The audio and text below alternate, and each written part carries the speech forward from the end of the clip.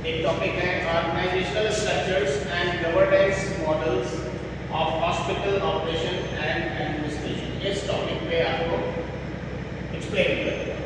First is introduction. Importance of hospital organisation ensures efficient service delivery, governance ensures accountability and quality.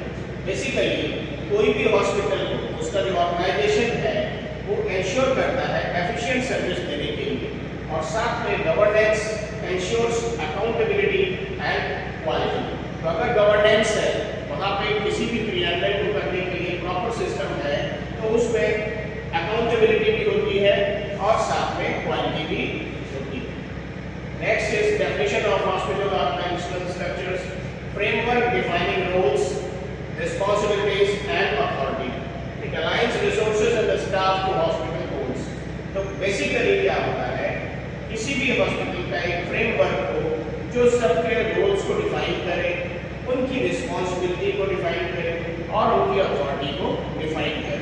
तो इस तरीके का अगर कोई ऑर्गेनाइजेशनल स्ट्रक्चर होता है तो उसमें ये तीनों चीजें बेसिकली आती हैं। इसके साथ साथ aligns resources and staff to hospital goals, और इस तरीके से वो रिसोर्सेज को यूज करता है कि हॉस्पिटल के जो गोल्स हैं उनके स्टाफ के साथ मिल करके अचीव कर सके। इस तरीके का अलाइन करता है। Next is types of organisational structures, functional, divisional, matrix and flag. Functional कोई भी हॉस्पिटल ऐसा होता है जहाँ पे लोगों के स्पेसिफिक फंक्शंस होते हैं अलग अलग डिपार्टमेंट के हिसाब से। डिविजनल में अलग अलग डिविजन्स होते हैं, प्रोजेक्ट से रिलेटेड अलग अलग डिविजन्स होते हैं। उस तरीके के जो हॉस्पिटल्स होते हैं वो डिविजनल होते हैं। मैट्रिक्स में क्या होता है, फंक्शनल और डिविजनल एक दूसरे को रिस्पॉन्स कर सकते हैं। फ्लैट एक सिस्टम ऐसा होता है जिसमें वन टू वन चीजें स्ट्रीमलाइन चलती जाए, कोई उसमें ऑब्स्ट्रक्शन ना हो और प्रोसेस को स्मूथ लाइन चले। तो इस तरीके के चार तरीके से इस चीज को फॉलो करना है। अब इसमें हायरार्किकल स्ट्रक्चर क्या होता है कि क्रमबद्ध तरीके से कैसे इसमें क्रियान्वयन होता है। तो पहले सबसे बोर्ड ऑफ डायरेक्टर्स, जो सबसे अपर बॉडीज होती है बोर्ड ऑफ डायरेक्टर्स होती है। फिर चीफ एग्जीक्यूटिव ऑफिसर होते हैं जिनको सीईओ कहते हैं। फिर मेडिकल डायरेक्टर होते हैं और फिर उसके नीचे डिपार्टमेंट हेड्स होते हैं। तो ये हायरार्की है ऊपर से नीचे की तरफ कि किस तरीके से क्रमबद्ध तरीके से नीचे से ऊपर departmental heads, medical director, chief executive officer और बोर्ड ऑफ डायरेक्टर्स। तो ये एक हायरार्की है नीचे से ऊपर की, जो इस तरीके के पर्टिकुलर जो स्ट्रक्चर के लोग होते हैं वो इस क्रमबद्ध तरीके से काम करते हैं। Next is clinical governance, system for improving quality and safety of care. तो क्लिनिकल गवर्नेंस जो होती है वो क्लिनिकल मैनेजमेंट को देखती है, क्लिनिकल एडमिनिस्ट्रेशन को देखती है, क्लिनिकल केयर को देखती है। तो इसका मेन रोल होता है इंप्रूविंग क्वालिटी को इंप्रूव करना and safety of care.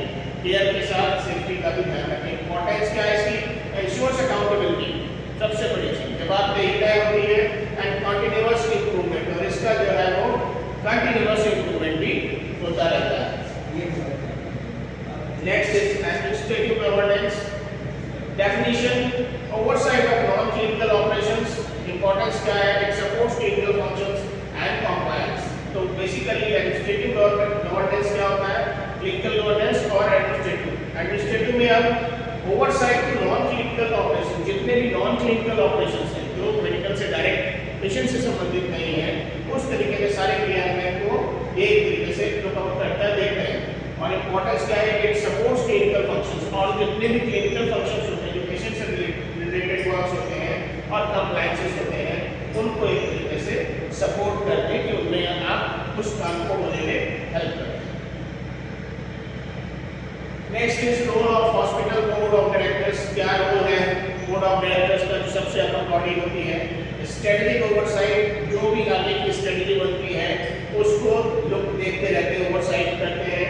Policy approval, जो भी पॉलिसीज बनती हैं उनको अप्रूवल देने का काम हॉस्पिटल बोर्ड ऑफ डायरेक्टर्स करता है। फाइनेंशियल स्टीवॉर्डशिप, एक्चुअली किस तरीके से जो पैसे, जो वित्तीय प्रबंधन जिसको कहते हैं, वो किस प्रकार से हो, मनी का इनकम का इनपुट कैसे हो, मैनेजमेंट कैसे हो, और उसके जो आगे की चीजें करनी है वो कैसे हो, उन सारी चीजों को देखने का काम बोर्ड ऑफ डायरेक्टर्स का होता है। और जितने भी एसेट्स होते हैं उसका भी होता है।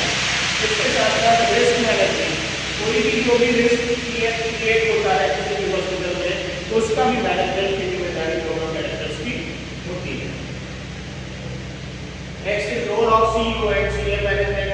तो सीईओ और सीनियर मैनेजमेंट की क्या रोल होते हैं? पहली चीज, इंप्लीमेंट बोर्ड पॉलिसीज, बोर्ड की जो पॉलिसीज को इंप्लीमेंट करें, ओवरसी डेली ऑपरेशंस और डेली के ऑपरेशंस को भी देखें, और लीड स्ट्रेटेजिक इनिशिएटिव्स, और जो आगे की जो स्ट्रेटजी है उनको भी लीड प्रॉपर्ली करें और उनके ऊपर इनिशिएशंस भी प्रॉपर से लें। तो implement board policies, oversee daily operations and lead strategic initiatives is the role of CEO and senior management officer. Next is role of medical superintendent or director. इनका रोल क्या होता है? क्लिनिकल लीडरशिप, जो clinical management होता है, clinical care होती है, उसकी लीडरशिप का सबसे ऊपर मेडिकल सुपरिटेंडेंट होता है। तो जो भी क्लिनिकल असेसमेंट होता है, क्लिनिकल कंडीशंस होती है, क्लिनिकल इश्यूज होते हैं, उनकी जो सारी इंफॉर्मेशन है और उससे रिलेटेड जो मैनेजमेंट है वो मेडिकल सुपरिटेंडेंट का या मेडिकल डायरेक्टर का होता है। Next is relation between medical staff and administration. तो ये मेडिकल स्टाफ और एडमिनिस्ट्रेशन के बीच काम करते हैं, ठीक है। नेक्स्ट इज क्वालिटी एश्योरेंस, और इनकी जिम्मेदारी है कि क्वालिटी एश्योरेंस जरूर मिले, क्योंकि कोई भी चीज अगर हम प्रोसेस करते हैं, कोई भी इक्विपमेंट्स है, मैनेजमेंट है, सिस्टम है, पॉलिसी है, तो उसमें क्वालिटी एश्योरेंस बहुत जरूरी है, क्योंकि क्वालिटी को एश्योर करने की रिस्पांसिबिलिटी इन्हीं की होती है। Next is nursing administration structure.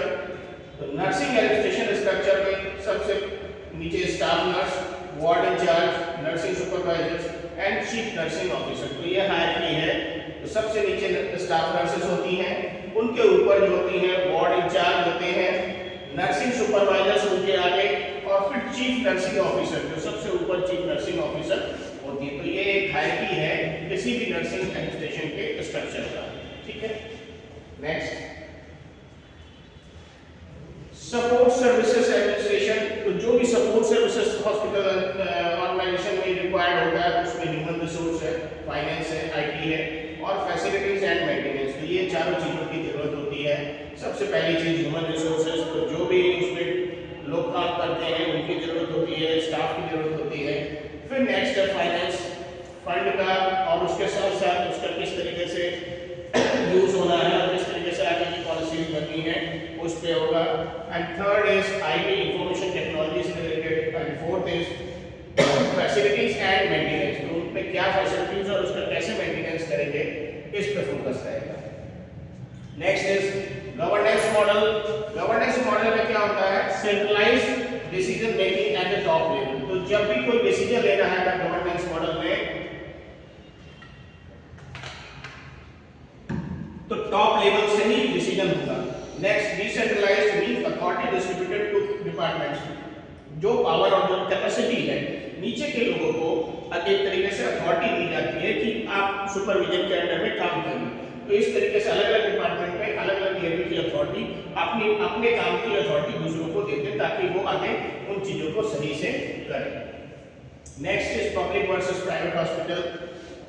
तो पब्लिक हॉस्पिटल में गवर्नमेंट ओवरसाइट, बजट कंस्ट्रेंट्स। तो इसमें पब्लिक हॉस्पिटल्स में गवर्नमेंट सारी चीजों को देखती है और बजट भी उसी हिसाब से मेंटेन करती है। और प्राइवेट में क्या होता है, ये इसके इंडिपेंडेंट बोर्ड होते हैं और प्रॉफिट ड्रिवन होते हैं। प्रॉफिट ड्रिवन का मतलब इनका ये होता है कि कहीं ना कहीं प्रॉफिट भी उस काम को करने से मिलता है। Next is teaching hospital governance. तो जो टीचिंग हॉस्पिटल्स होते हैं, एफिलिएशन विद यूनिवर्सिटी, तो यूनिवर्सिटी से एफिलिएट होते हैं। डुअल लीडरशिप, इसमें दो तरीके की लीडरशिप होती है, एक एकेडमिक और दूसरी क्लिनिकल। तो पहली जो है वो पढ़ाई से या शिक्षा से संबंधित, और दूसरी जो क्लिनिकल पेशेंट्स के हैंडलिंग से संबंधित है उसकी होती है।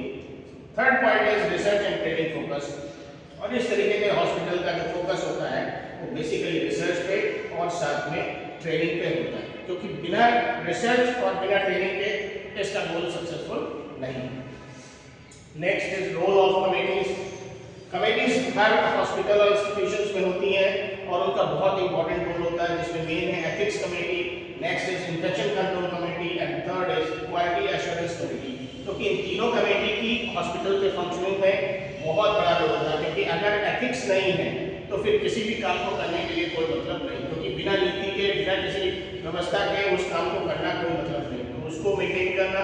फिर इन्फेक्शन कंट्रोल के लिए कमेटी होती है और क्वालिटी एश्योरेंस मींस जो स्टैंडर्ड पैरामीटर्स हैं किसी चीज को प्रोटोकॉल को फॉलो करने के लिए उसके क्वालिटी एश्योरेंस कमेटी मेंटेनेंस करती है।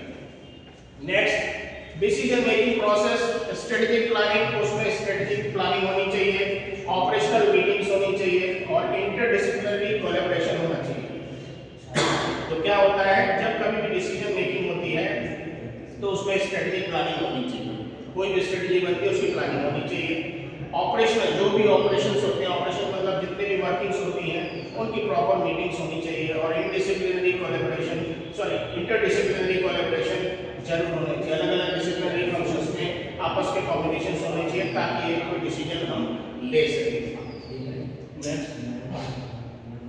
Accountability and transparency, performance matrix, public reporting and internal audits, इन तीनों के थ्रू हम अकाउंटेबिलिटी और ट्रांसपेरेंसी मेंटेन कर सकते हैं। तो परफॉर्मेंस के बेसिस पे हम कहीं ना कहीं अकाउंटेबिलिटी और ट्रांसपेरेंसी मेंटेन कर सकते हैं। पब्लिक रिपोर्टिंग, जो भी इंफॉर्मेशन है, जो भी चीजें हैं उसकी टाइमली रिपोर्टिंग हो। और इंटरनल ऑडिट से सारी चीजों का एक सरप्राइज चेकअप होना चाहिए ताकि चीजें सही से हो। ठीक है। Next is challenges in hospital governance, resource constraints, regulatory compliance and staff resistance to change। ये 3 पॉइंट्स जरूर होने चाहिए हॉस्पिटल के सामने जो चैलेंजेस होते हैं। पहला रिसोर्स क्या है, फिर रेगुलेटरी कंप्लायंस होनी चाहिए और स्टाफ का रेजिस्टेंस, जो भी रेजिस्टेंस स्टाफ से रिलेटेड आता है उसको भी चैलेंजेस के रूप में देखा जाता है। नेक्स्ट स्ट्रेटजीज क्या होनी चाहिए, लीडरशिप ट्रेनिंग होनी चाहिए, स्टेक होल्डर का एंगेजमेंट होना चाहिए और use of data and technology. ये 3 चीज स्ट्रेटजी इफेक्टिव गवर्नेंस के लिए जरूरी होती है।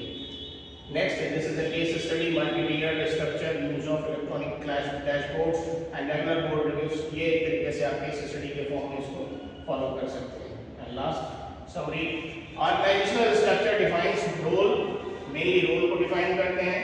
Governance ensures quality and accountability and effective models improve hospital and outcomes। तो ये इस तरीके से कंप्लीट मैनेजमेंट इन चीजों का होता है।